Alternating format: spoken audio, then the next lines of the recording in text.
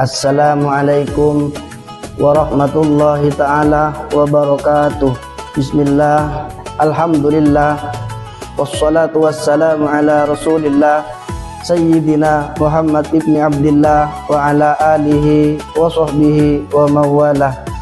La hawla wa la quwwata illa billah. Amma ba'du. Qala Allah ta'ala, ya ayyuhalladzina amanu kutiba alaikumus syiyam kama kutiba alal ladzina min qablikum la'allakum tattaqun. Wa qala sallallahu alaihi wasallam, man fariha bidukhuli Ramadan faqad ghufira ma taqaddama min dambi. Alhamdulillah, bersyukur kepada Allah atas nikmat yang telah diberikan kepada kita. Nikmat iman, nikmat Islam, nikmat kesehatan dan nikmat kesempatan.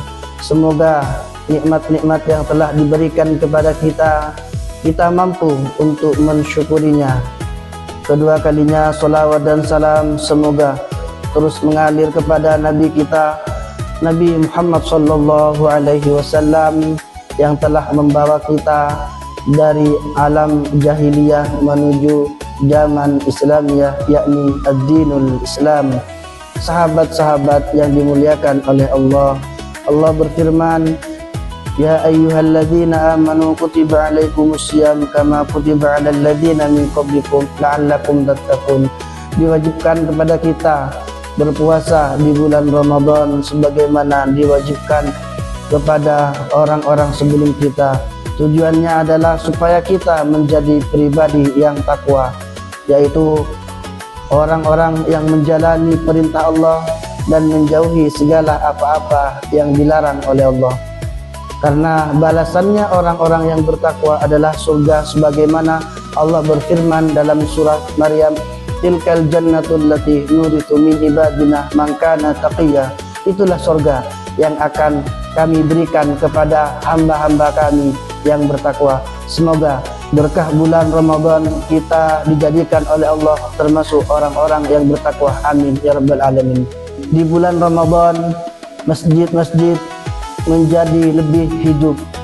Sof-sof memanjang, suara imam sangat merdu. Ayat-ayat dibaca satu juz dalam satu malam. Ada semangat yang terasa indah, keinginan mengejar keutamaan.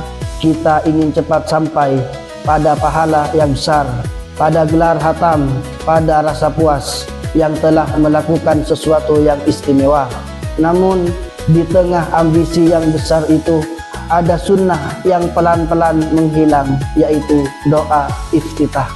Al-Habib Abdullah Al-Muhdar seperti sedang mengingatkan kita pada satu penyakit yang sangat halus, penyakit yang tidak terasa sebagai kesalahan karena dibungkus dengan niatan yang baik. Kita mempercepat sholat agar ringan bagi jamaah. Kita memadatkan gerakan agar efisien.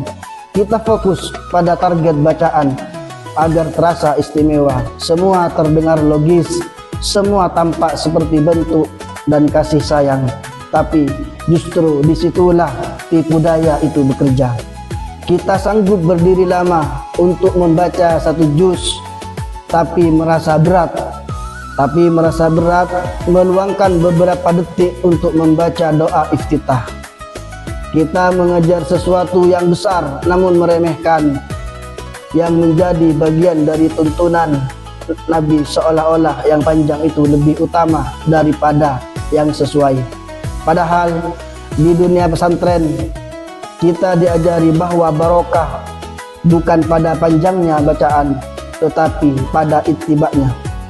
Doa iftitah itu bukan soal tambahan bacaan. Ia adalah pembuka, seperti adab mengetuk pintu sebelum masuk. Ia mengajari kita bahwa ibadah tidak hanya tentang substansi, tapi juga tentang cara.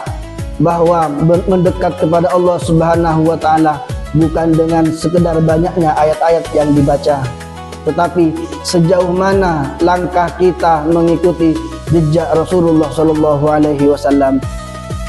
Saudara-saudaraku yang dirahmati Allah, ada ironi yang pelan-pelan harus kita akui.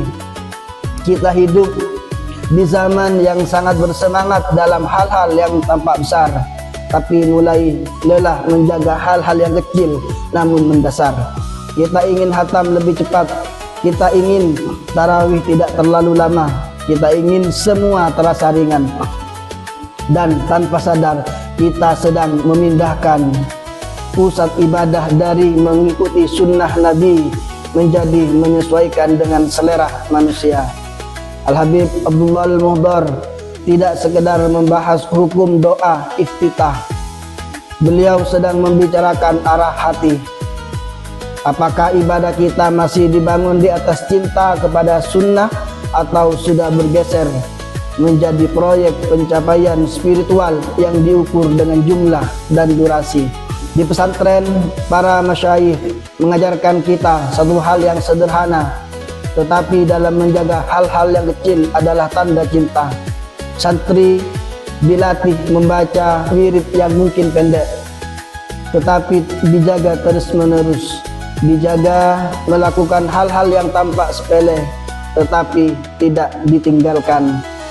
Karena disitulah lahir keistiqomahan. Tarawih yang membaca satu juz itu mudah, tetapi lebih indah jika di setiap bagiannya tetap dalam jejak Nabi. Sebab yang kita cari bukan sekedar banyaknya bacaan, tetapi pengakuan bahwa kita ini adalah pengikut, dan pengikut tidak akan memilih sunnah-sunnah mana yang akan ia jalankan. Semoga puasa Qiyamul Lail kita di bulan Ramadan ini diterima oleh Allah.